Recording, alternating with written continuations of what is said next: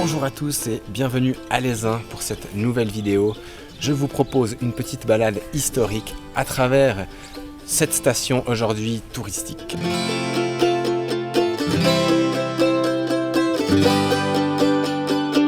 Pendant très longtemps, l'Aisin a été un simple village plutôt isolé qui vivait d'agriculture.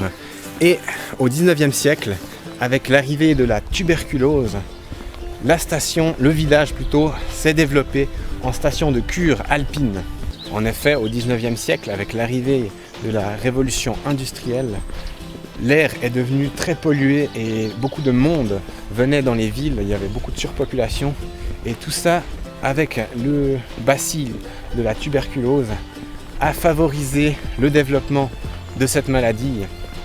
Et c'est ainsi que des médecins ont commencé à prôner des cures d'altitude au grand air.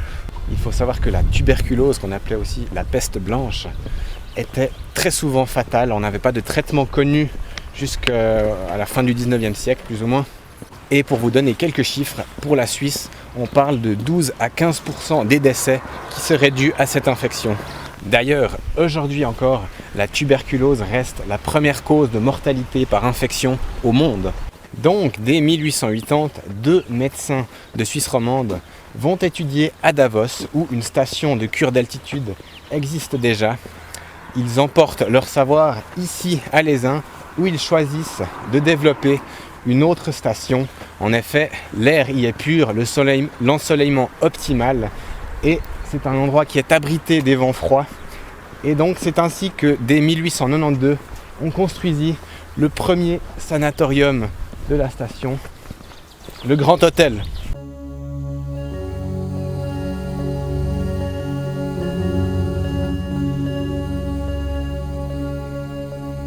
Je profite tout de suite pour faire une petite précision. À l'époque, on appelait ça des hôtels pour ne pas effrayer les patients fortunés qui venaient s'y faire soigner. Si on avait appelé ça le grand sanatorium, vous comprenez bien que ça aurait été un petit peu, ça aurait fait réfléchir à deux fois, je pense. Alors vous constaterez que ce bâtiment est vraiment gigantesque. Il faut savoir qu'à l'origine, il n'y avait que celui-ci, donc le Grand Hôtel à l'origine, c'est celui-là. Le bâtiment là-bas est une annexe qui a été construite en 1914 pour agrandir le complexe. Voilà, nous sommes donc à la fin du 19e siècle. Les stations de cure se développent et parallèlement, on observe aussi une augmentation de l'attrait pour le tourisme alpin. Alors il faut savoir que ici à l'Aisin, ça a créé des problèmes. Les médecins qui étaient responsables des différentes cliniques voyaient d'un très mauvais œil l'arrivée de touristes. En effet, pour le traitement des patients, il fallait du calme.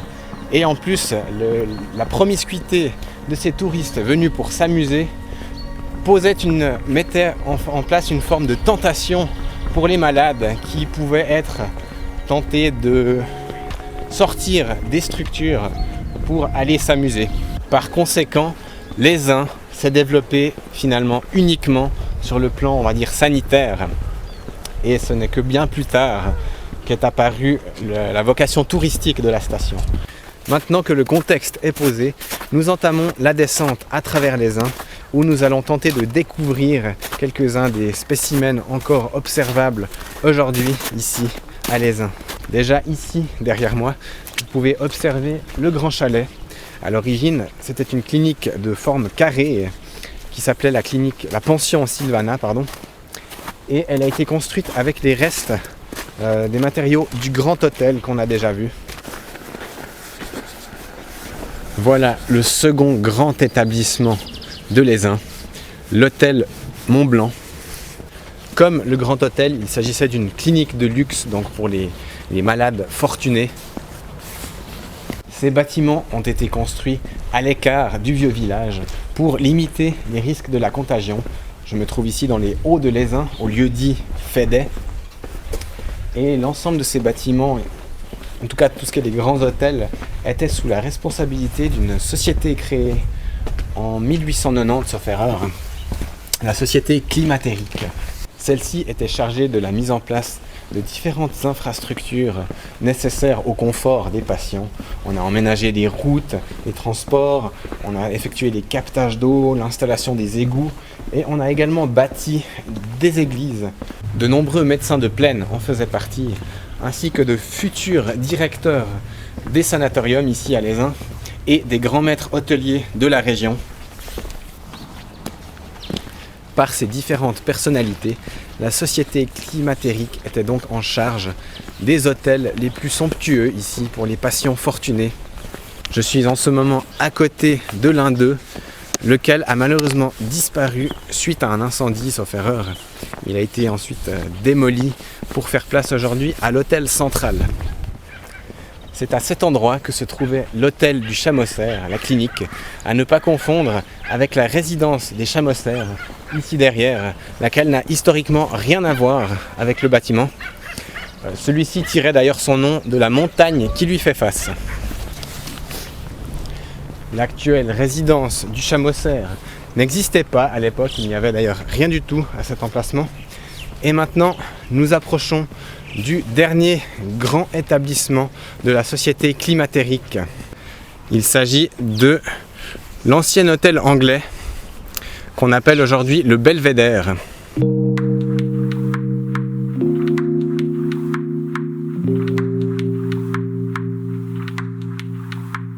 Vous constaterez que celui-ci est aujourd'hui relié à l'hôtel du Mont Blanc par un petit funiculaire.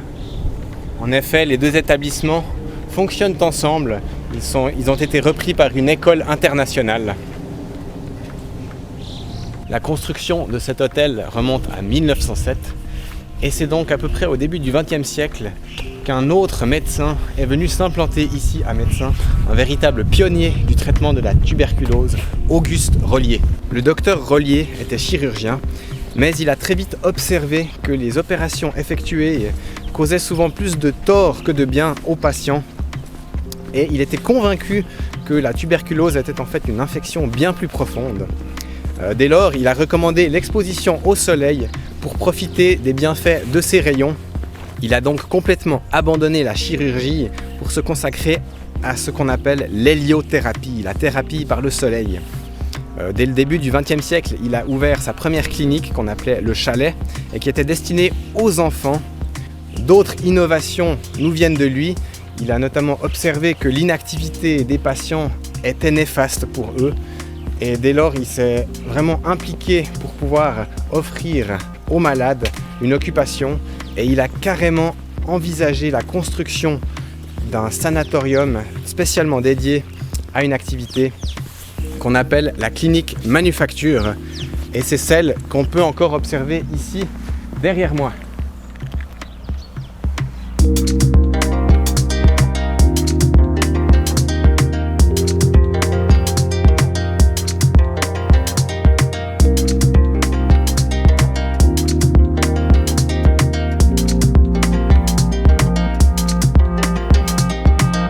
C'est un projet qui a pris beaucoup de temps avant d'être réalisé.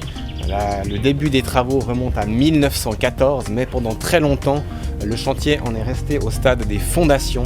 En effet, il y avait eu des gros problèmes au niveau du financement de cette institution. Et ce n'est finalement qu'en 1930 que la clinique manufacture a pu ouvrir ses portes. L'idée de cet établissement était vraiment de pouvoir fournir une activité aux malades qui ne faisaient finalement rien de leur journée. Ça leur permettait de gagner un peu d'argent pour payer leur cure et en même temps, ça permettait de produire du matériel utile à l'industrie du pays. On y a notamment produit des ressorts, différentes pièces mécaniques, électriques.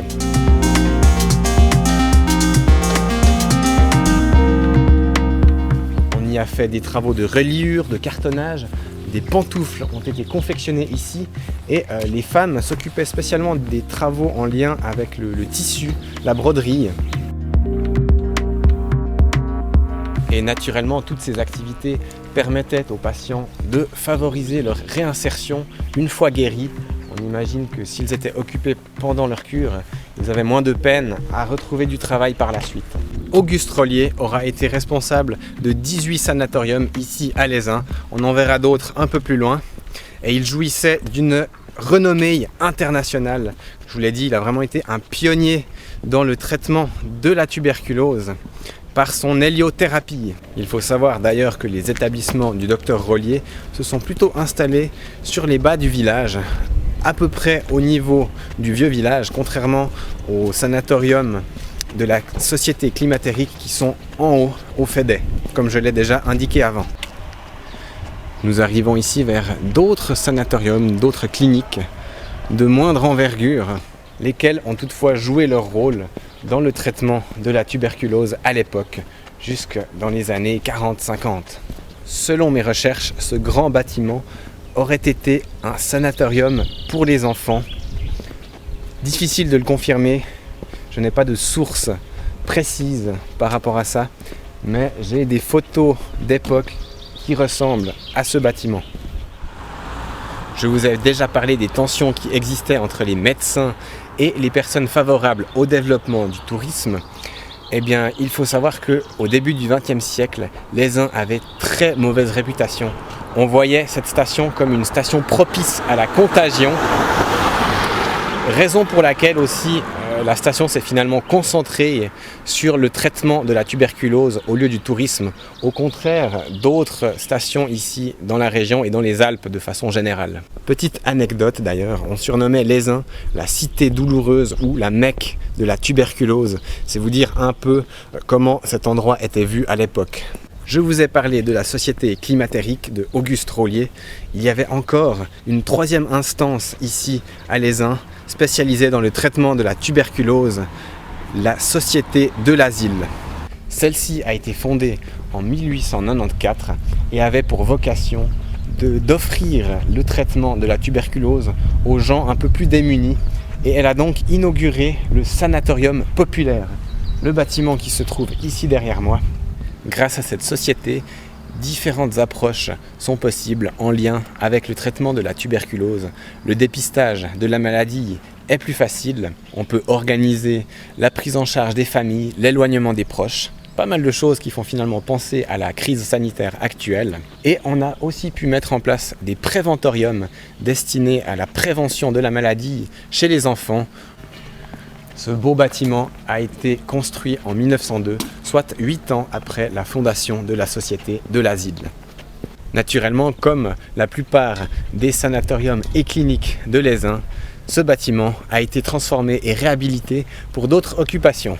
Alors les bâtiments que je vous présente ont pour la plupart un gabarit plutôt imposant, à l'exemple ici de la clinique de Vermont, Vallerette et Beaulieu. Mais il faut savoir qu'il y avait aussi des cliniques de taille beaucoup plus modeste qui s'apparentaient beaucoup plus à des chalets. On en verra un peu plus sur le bas du village. La Nicheille. Alors ce beau chalet est en fait une ancienne clinique destinée au traitement des enfants, tout simplement. Le docteur Rollier a d'ailleurs mis en place de nombreuses activités pour les enfants pris en charge, notamment le scoutisme et l'enseignement, preuve de son engagement pour le bien-être de ses patients. Bon, vous aurez sans doute remarqué sur de nombreux bâtiments devant lesquels je suis passé qu'il y a de larges balcons. Eh bien, c'est là tout le propre de l'héliothérapie prônée par Rollier. Il fallait avoir de la place pour pouvoir s'allonger au soleil de longues heures afin de profiter des rayons du soleil. Un autre surnom de Lézin était d'ailleurs la cité de l'héliothérapie. Ça sonne bien quand même. Voilà un autre grand bâtiment, il s'agit de la clinique Beausite, l'ancien sanatorium neuchâtelois. Elle a ouvert en 1915. D'ailleurs, à ce propos, avec l'arrivée de la Première Guerre mondiale, la clientèle des cliniques et sanatoriums ici a quelque peu changé. En effet, les clients de l'étranger ne pouvaient plus venir en Suisse avec la fermeture des frontières. Par conséquent, ce sont des soldats de l'étranger qui sont venus ici pour se faire soigner, des pays alliés, Angleterre, France, Belgique. On a dénombré plus de 6000 patients venus des armées étrangères. 117 d'entre eux sont morts dans les cliniques ici à Lézin et sont aujourd'hui enterrés au cimetière des Larrets, un petit peu plus loin.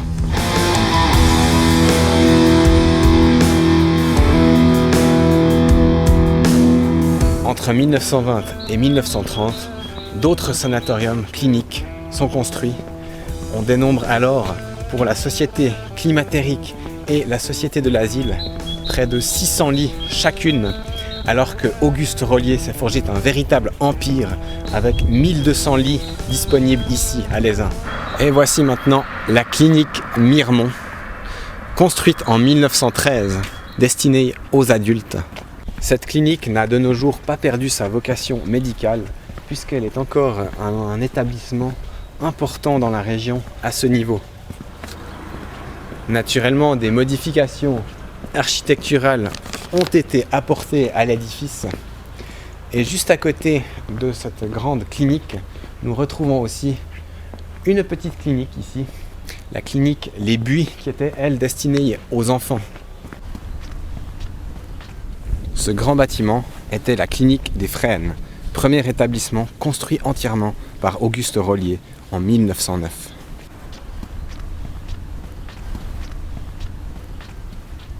Cela dit, je vais maintenant contourner le centre de l'Aisin. On va aller observer quelques cliniques un peu plus en bas de la station. Notamment ici devant, nous avons la clinique Plaisance. On voit très bien ici les balcons qui offraient un ensoleillement vraiment parfait pour les patients. L'essor de l'Aisin a été permis grâce notamment à la construction de la route en 1875 et peu de temps plus tard, en 1897, l'ouverture de la ligne de chemin de fer qui allait à l'époque jusqu'au Fédet. Par la suite, en 1915, on a prolongé la ligne de train jusqu'au Grand Hôtel. Il faut savoir qu'à l'origine, on a fait passer la ligne du train à l'écart du village pour éviter la contagion. Il y avait d'ailleurs des véhicules exprès pour pouvoir transporter les tuberculeux jusqu'en haut. Ce bâtiment rose, ici derrière moi, c'était la clinique Alexandre, l'une des cliniques les plus à l'extrémité de la station. Et elle a fermé ses portes en 1958. Alors qu'est-ce qui s'est passé pour que les cliniques en viennent à fermer ? Eh bien dans les années 40, on a découvert les antibiotiques qui se sont révélés particulièrement efficaces pour traiter la tuberculose. Ceci permettait en plus aux patients de se soigner chez eux, eux-mêmes. Les malades qui venaient de l'étranger ont également vu leur pays se doter de sanatoriums après la guerre, ce qui leur a permis de rester dans leur pays pour bénéficier d'un traitement. Et du coup, petit à petit, les cliniques ici à l'Aisin ont périclité. La station possédait alors, au plus fort de son activité, près de 80 sanatoriums, permettant l'accueil de 3500 patients. Les cliniques ont donc dû envisager une seconde vie pour leurs locaux, mais la visite n'est pas terminée. On a encore quelques bâtiments à voir aujourd'hui. Vous voyez qu'on approche du vieux village. Ici, on trouve une clinique encore. Celle-ci également. Un bout plus loin, là où se trouvent maintenant ces immeubles, se trouvait également une clinique qui a été démolie. Et certainement que quelques-uns de ces chalets ici autour étaient également des cliniques. Je n'ai rien pour le confirmer. J'ai trouvé une liste, mais je n'ai pas tous les noms dessus. Dans le quartier par ici devait vraisemblablement se situer le sanatorium universitaire suisse. Un sanatorium qui avait pour vocation d'héberger et de soigner les professeurs et les élèves d'université. Il a été ouvert en 1922. Cette information me permet de vous parler d'un projet incroyable qui avait été amorcé ici à l'Aisin. Il s'agissait du sanatorium universitaire international, un immense sanatorium qui aurait compté 200 lits, aurait hébergé des locaux communs et des infrastructures favorables à la poursuite des études. Sa vocation aurait aussi été de soigner les élèves et les enseignants d'universités internationales. C'était un projet titanesque qui n'a pour ainsi dire jamais vu le jour. En effet, les collaborations internationales à l'époque où le projet a été amorcé n'étaient pas au meilleur vu que c'était des années de guerre. Et du coup, c'est pour ça que le sanatorium universitaire suisse a été créé. L'idée était déjà de fonder une structure un petit peu régionale. Donc voilà, nous arrivons peu à peu au terme de cette exploration.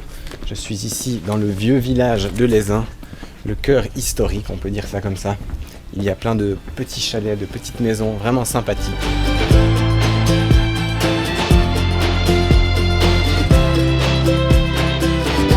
Nous terminons cette visite de l'Aisin par une clinique au style tout à fait alpin, la clinique de Rienval, qui s'apparente beaucoup plus à un grand chalet qu'à un sanatorium. L'ensemble de ces établissements ont donc dû fermer dans les années 50, mais ils ont contribué à forger le visage du L'Aisin d'aujourd'hui. Et de nos jours, à ma connaissance, seul un des bâtiments est encore sans affectation. La station a suivi le chemin de ses voisines et s'est reconvertie en station touristique, ce qui semble d'ailleurs lui réussir puisque de nouvelles remontées mécaniques sont inaugurées entre cette année et l'année prochaine.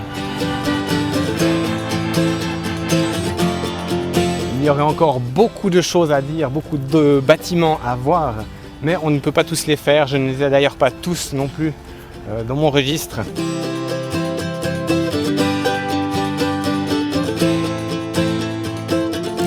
Et c'est donc ici, sur cette colline, face à la ville de l'Aisin, que se termine cette vidéo. Merci de l'avoir regardée. N'hésitez pas à me laisser un petit commentaire, à me dire ce que vous en avez pensé. Et on se retrouve tout bientôt pour une nouvelle exploration. Ciao, ciao!